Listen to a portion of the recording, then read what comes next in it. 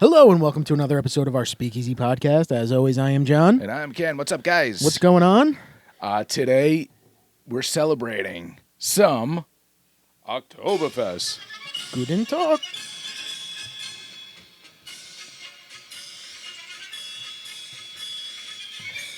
All right, copyright. I was trying to do the German robot. Yeah, we're it's another year, and we're a little late to the game, but We are. We're celebrating some Oktoberfest right now. We dug out the costumes from last year. Yeah, look at that. Little- Still fits. That's always a good yeah, sign. Still fits. Yeah. It's, actually, it's a little bigger, I think. Yeah. A little wrinkled. A Yeah. little dusty. Mine smells like closet. You ever have that? Oh, yeah, You mine know that smells like closet closet. smell, you know? It's Yes, just, sir. That's what it smells like. Like an closet old smell. grandma. I'm going to try to keep the hat on. I don't know if it's going to stay on because my headphones are kind of falling off. Yeah. But I'm going to roll with it right now. All Let's see right. what happens. Yeah, All right. let's see what happens here. So, what's up, We're John? a little excited, I think. Yeah. It's the end of Oktoberfest. Yeah. But we finally have our October beers. Yes. We haven't really done any yet. Too much. No, we haven't. And we're trying something new today, guys. Yeah, we have a different thing going on. Yeah, we're starting Explain. a little bit different format here. We are actually we're going a little bit backwards with what we've normally done in the past, and we're gonna have some bourbon. But we're not gonna. I'm gonna tell you a little bit about this bourbon, but then we're just gonna sip on it and just talk about some recent news, I guess you would say, and and kind of roll with things. And we're gonna see how this turns out. Yeah, Let we're us trying to know. reformat a little bit. Yes, we're trying to reformat it. We're trying to cut down our episodes a little bit. We find that they tend to be a little bit too long at times. Yeah. We can ramble here and there, and hopefully we can avoid that this time. But we still want to incorporate a little bourbon, and we want to incorporate a little beer in there, and just kind of more of like, hey, we're talking chilling, having a drink. That's how it's going to be. And let us know what you think. After you subscribe, let us know what you think, and then post your comment. Yeah. But right now, I'm starting out with, this is one that I do these picks, or I buy these picks online from people who actually do the picks. And this group I'm part of, they actually are known for doing a lot of Good Times. Good Times is Is that J.J. Walker? yeah, J.J. Walker. We've had some good times on here. This is a honey Amburana, or Amburana honey, which I would say, I haven't had it yet, but we're probably compared to like the Rio from Penelope, which is a honey Amburana. And I was pretty hyped to get this one because I've been wanting to try it, and I haven't cracked my Rio yet, but I was like, yeah, I'll be more willing to crack this one first just because, whatever, it's okay. I like the Amburana. Yes. I get it. We've done it. We've done plenty of them times, now. yeah. And I like them. Yeah, so this one is double oaked, Brazilian Amburana, Michigan hop honey, Hawaiian honey barrels. All right. And they put a little picture on the back. This is called Michigan to Rio, double honey Amburana. It's got that big picture of Jesus from Rio de Janeiro. Yeah. And from what I understand, Good Times is out of actually Three Boys farm, which is now Whiskey Thief. Oh, really? Yeah, I'm pretty sure. All right. If you really dive into it and you do a little research on it, you'll see that I think it's from there. We'll find out soon because I think we're going to be We'll stopping find out there. soon. Actually, That's on our stop. Yeah, I'm actually hyped to go there. Yes, it's supposed to be on our stop. We don't have a tour there, but it was one of those things that we said, let's go check it out. Yeah. And I read a lot of things. You don't need a yeah, tour there. Just go yeah. hang out. Good people. Yeah. So basically what we're going to do, guys, is we're just going to sip on this. We're not going to even talk about it yet because we want to kind of just sip, relax, hang out with it, and talk a little bit about recent news. Recently there has been some big. There's been some crummy stuff happening around the crummy. world. Yeah, the world is going to shit. Yeah.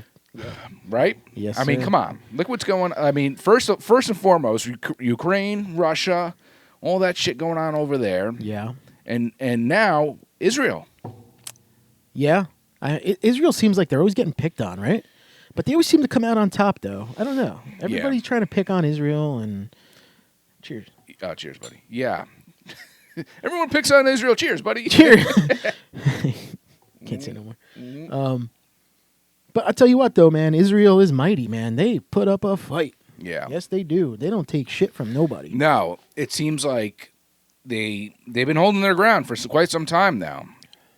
Okay, you have to comment on it now. What do you? I know, right? I'm like, I want to talk about it. It's good. Wow, that's like Big Red. Yeah, Big Red, a little bit. You get a little bit of that honey on that barrel. But but the cinnamon is it's like cinnamon mighty on this. Yeah, cinnamon honey delight right there.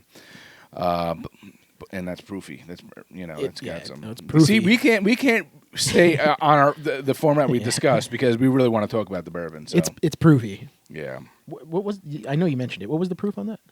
Actually, I don't think I did. Did you not mention it? No, I don't think I did. It's 58% alcohol, 114 proof. So it's a little up there. Yeah. Very tasty. Yeah, it's good. I almost I would not want to do this on the rocks. I think it's good the way it is. Yeah, it's good. The rocks will bring down that cinnamon burn a little bit. But I think that's what's good about this. Yeah. I'm digging it. I'm liking it too. Yeah. All right, there goes that format. Yeah. That's all right. That's all right. We can't. That's what we're learning here. We're trying to figure out how we want to do this, and I cannot not talk about it. So yeah. But we can go back to we're going to talk a little bit more. But if you're here to see the bourbon part, stick with us. Stick with us. Just yeah. Stick with us. Yeah. Let us know what you think. Yeah. Stick with us. But we are going to just sip on this while we talk. Absolutely.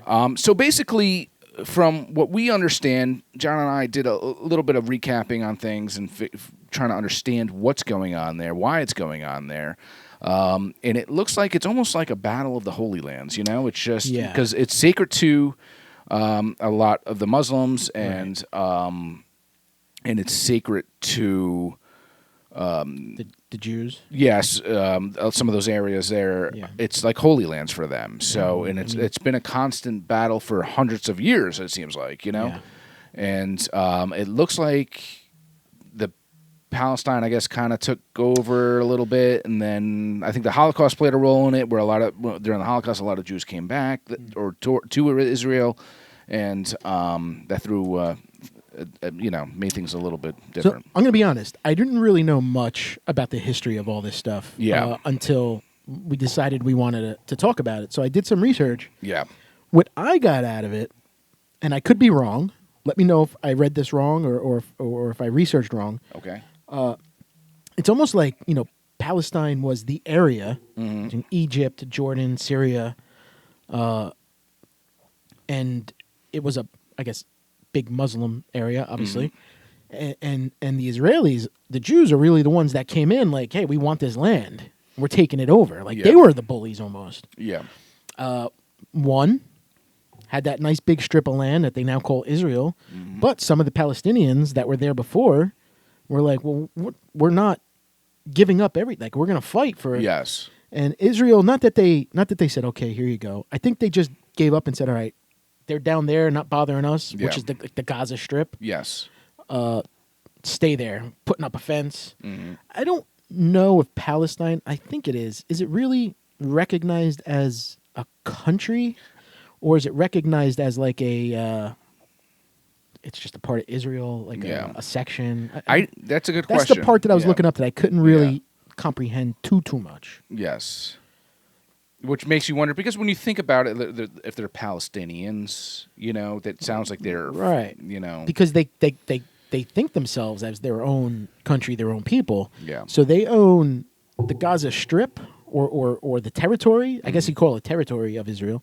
The Gaza Strip, I think East Jerusalem, and the West Bank. Okay. Or part of the West Bank. Okay. And the Arabs that live in that section are the Palestinians. Okay. And they're still fighting for land. They're constantly fighting back and forth for land. And it's been going on for years and years and years. And apparently peace was almost there. I think there was like things going on where they were working on peace treaties and things of that sort. I feel like they're always working on peace treaties. Yes, right? but then this group, the Hamas, not to be confused with hummus. Alexei Lalas?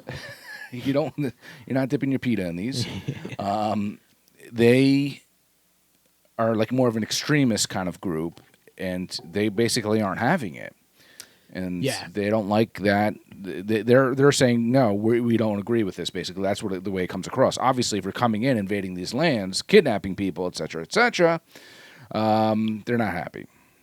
But they are basically a militant group that is running the Palestinians in Gaza. Yes, they're military, yes. They're military. They're militants. funded. They're militants. Yeah. They're funded by Iran. Yeah. Their weapons, everything comes from Iran with them. So to me, that comes across as if it's Iran's military, in a way. Yeah, right. If you're funding them and they're your troops, and and so what does that tell you? But they are cutthroat, don't give a shit militants. Yes. Like they're not just going to shoot you down; they're going to cut your head off as Yes. well. They're sick. They're sick, man. And in my eyes, just judging by what I'm seeing on this news, and I have to say, I don't complete honesty, I got teary-eyed a few times watching it. It's sad. And just to see the what these animals, they're savages, what they're doing to these people. And what's even worse, and this just shows how much of cowards, how the cowardness there, just because they're killing kids and children and kidnapping old ladies. What do come on. Yeah. Come on. Listen, you want to battle military to military? Then, all right, so be it.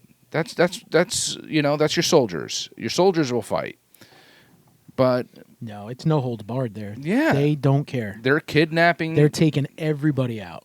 Yeah. They want them to suffer. Yeah. That's how much hatred they have. I was watching the news the other day, and it was a story about, obviously this is all recent because this just started, October 7th or something? The shit started to hit the fan. It was a story about a lovely lady. So it was a husband and wife. Bringing up three very lovely girls? No. It was a husband and wife, and older, and they were in this house, and the militants came in, and she basically said cooking may have saved her and her husband. Oh, she started cooking for them. She started cooking for them, and they said, well, we better keep her alive. We're going to be here for a while. We better keep her alive. She's making us food. Yeah. Yeah.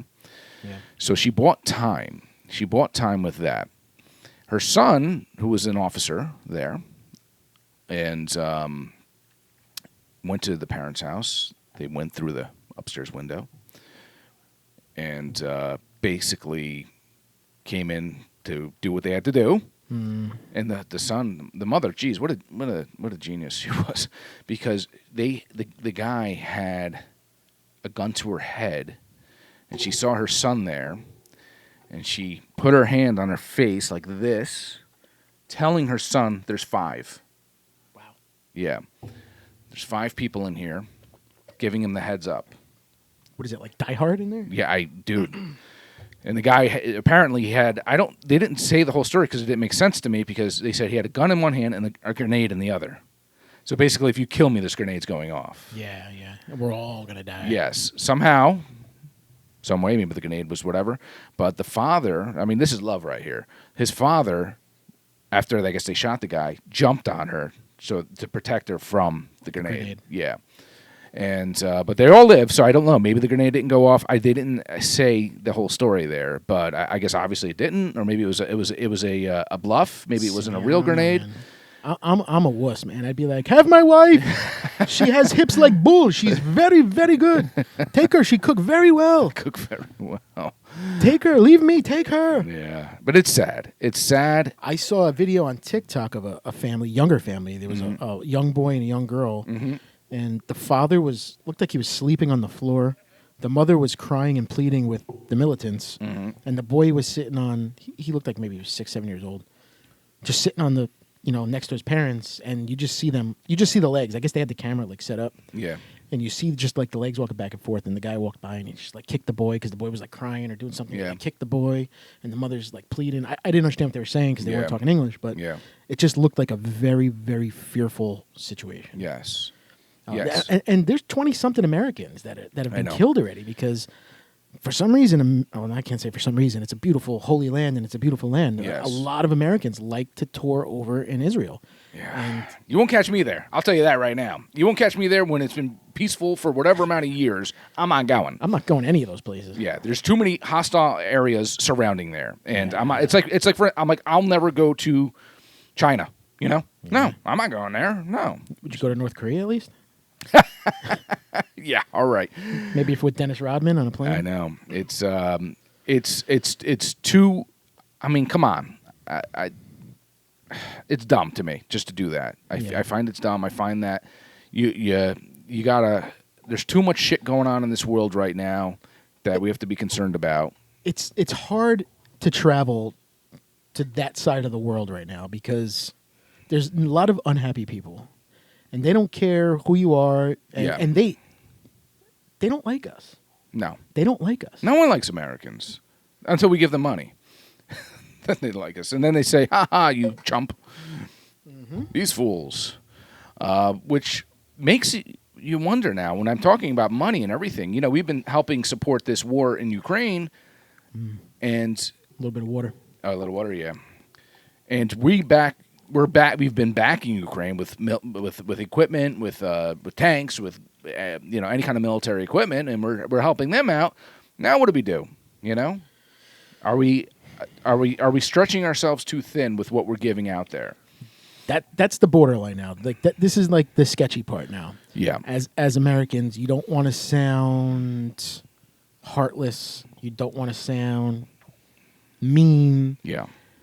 At what point do we say, all right, guys, we've done what we can to help you. You just got to fight your fight now. I mean, yeah. Now we're gonna help Israel. Now we're gonna help Ukraine. There's nobody helping us. Yeah, that's the thing. Will you be on our side when we need you? Are you going to fund us when we need the money? Are you right?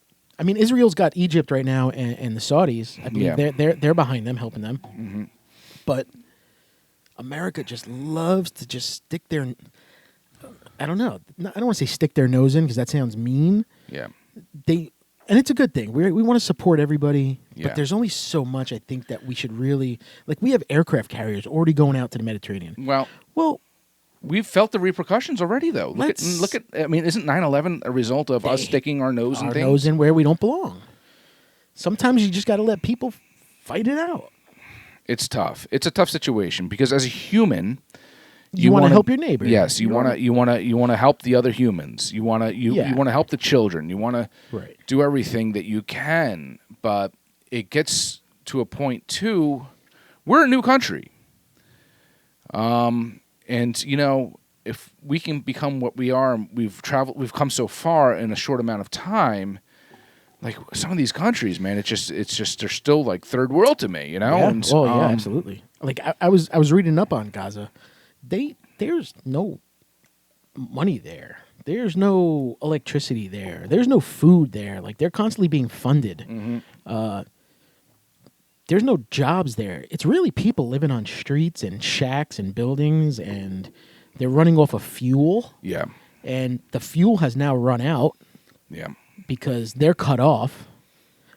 So whoever has the last of the generators and the last of the fuel are probably the rich people, which that's probably less than 1% of the population there. And what's going to happen to them eventually? That's. And if you just see the pictures, it looks like Walking Dead, man. It is. It looks like The Walking Dead with empty main streets, just empty with rubble. And like you're waiting and bodies. Yeah. And you're just waiting for like zombies to come out and get you. Like it looks something out of like a book or a magazine or a horror movie. It does not look like that is a real spot. It's interesting. I was watching this movie. It was an M. Night Shyamalan movie. And what the heck was the name of it? I was watching it with my wife. I'm gonna look it up. It's something with the cabin. M. Night. All right, so I just watched that recently. Okay, we're going to talk about that real quick, and just to tie into this topic. But what was the name of the movie? It was with Batista. With Batista. Knock on the cabin door, or knock on the door, knock on the cabin door. Knock on the cabin. Just recently watched it, maybe 2 weeks ago. Yeah. It's like that one time, like I this is my house and my internet works fine all the time. It's a black screen. And now it's not working. Of course, when I need it, it's not working at all. But it's not the internet, it's your phone, my friend. Yeah. Knock at the cabin. Knock at the cabin. Okay. So I had watched this with my wife, I think it was Friday or Saturday, right before all this, I think it was like right before everything really started getting bad and the news and so if you watch that movie, it's basically about the apocalypse, and it's an extreme. This is like kind of like an extreme group. You can't really tell if they're just like culty extremists or are they telling the truth. And they basically have to. They raid this house, and they have a what was it the two gay guys dads. So the two dads, and the daughter. And the daughter, and they said one of you will have to die, but it has to be by one of your hands. So we can't do it for you. We can't kill you, and this will end the apocalypse. It was a weird. And obviously, I was a little disappointed in the ending. I'm not gonna lie. It was a good movie. Let's not give too much away, though. Right. It was a good movie. The ending was a little so-so. So, but yeah, it was very like watching the things happen for the apocalypse. Yes. Planes falling out of the sky. Planes falling out of the sky. Earthquakes. Earthquakes. War. But it was not like biblical, but realistic. Yeah. Right? Like it's not like grasshoppers. So every time a pandemic came and started killing people, you know what I mean? In this cabin and they kept turning on the TV, and he's like, turn on. At one point, he's quoting everything the report, and this was live because he had a vision of this, quoting everything the reporter was saying, and he's like, I've seen this many, many times. You know, I know how this is going to play out, and this needs to happen. But the freaky thing was that it was earthquakes, it was war, it was all this stuff, and then like a day later, Israel war started, and this is in our lives, and major earthquake in Afghanistan, and the second one happened today. Yeah, it was like 6.9. Oh, I didn't know that. Crazy. I didn't know that. We're filming a few days ahead, just so you know. Yeah, but I'm like, I look at my wife and I was like the next day I was like, honey, I was joking around. I was like, honey, turn on the TV because in the movie they kept saying that, turn on the TV and you'll see the news is happening. And she's like shaking her head. She's like, "Oh my God, it's so freaky," because we just watched this movie. Yep, and that's freaky that I just watched this movie. Yeah, 2 weeks ago. Yeah, we were looking for something scary, and I was like, "Let's put this on." Yeah, and me and my wife watched, and at the end, we were like, looked at each other. I was like, "This is crazy." How creepy was Batista's character when he was talking to the little girl in the beginning of the movie? Yeah, he's like, "Hey, you want to? What are you doing? Collecting? I'll collect some grasshoppers with you." And I'm good at collecting grasshoppers. Yeah, like out in the woods. And it turns out like he wasn't. He was a teacher. You thought he was going to be like this nutcase. No, he was calm the whole time. He was calm. He's like. He was almost reason without reason, you know? And that's what made it scary almost. Like, yes. Like creepy because it was just... Yeah. He pretty much said, I'm not going to hurt you guys. I'm not, that's not my plan. That's not my duty here. And I think it was four or five people that had this vision that came together to do this? Yes. It was a random group of people that had the same vision, basically, and they met up on the internet because they were all sharing the same vision. And they brought them to that cabin. Yes, they all got brought to that cabin. It was almost like, but they came together. But it was like almost like a clan that came. Yes, and they start by knocking on the door, and then their window breaks, and it's a little, it's. I mean, that's M. Night Shyamalan for you. That's what he's known for. I mean, it's like that happening. It was a little different though from his other movies. I felt like. It had that twist. But see, that's where I differ. I feel like it didn't have that. It twist. had. Okay, here's one thing I have to say. Do you know what I mean? I always, it did, but you didn't see it. I feel like there was a comment he made, the one father, when he was talking about them, right? And he called them the. I'm not saying it. Yeah, I don't want to give it away. Yeah. And he was saying which one's duty and which one was which. Right. That gave me the tingles. I'm not giving it away, people. You gotta watch it. Yeah. And it gave me the tingles. You haven't watched it by now. Yeah. Well, I just whispered it to John. If you hit it to the right of your screen, it'll go 10 seconds. So if you do that a couple times, it'll pass right through there. But that's when I got the pins and needles. I was like, ooh, that comments because it was kind of Yeah, definitely a good movie. Keep drinking. Oh yeah. It was definitely a good movie. It was different than how I thought it was going to turn out. I was thinking like like the cabin, like The Strangers. Did you ever see the movie The Strangers? Where they have the hoods on their faces and they terrorize the people inside like the cabin? No. The house? I've seen... That's what I was thinking. I've seen... Like a horror movie. As far as cabins go, I watched Dreamcatcher. I don't know if you ever watched that. Yeah. That's in a cabin. Is that an 80s movie? Dreamcatcher is... No, it's not an 80s movie. But it's like aliens, basically, and stuff, so... Jesus. But it's with that redheaded English actor, that Lewis, maybe something Lewis. I forget his name. But Louis Skolnick? No. Skolnick, the nerds. So I don't know. I feel terrible for the people over there. I feel terrible for the innocent people over there. Going back to Israel and Palestine. Yeah, it's horrible. You watch like ABC World News every night. I watched it. You watch ABC? I think every night almost like I do. Or most nights. Anyway. I watch World News Tonight. World News Tonight. Yeah, with David Muir. Yeah. That's what I watch. Yeah. And it's scary, man.